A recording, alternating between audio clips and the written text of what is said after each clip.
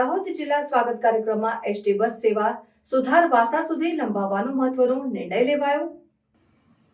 દાહોદ જિલ્લામાં લોકોની સમસ્યાઓના નિરાકરણ માટે કલેક્ટર યોગેશ નિરગુડેના અધ્યક્ષસ્થાને જિલ્લા સ્વાગત કાર્યક્રમ યોજાયો હતો. કાર્યક્રમમાં કુલ 2 અરજીઓ રજૂ થઈ હતી.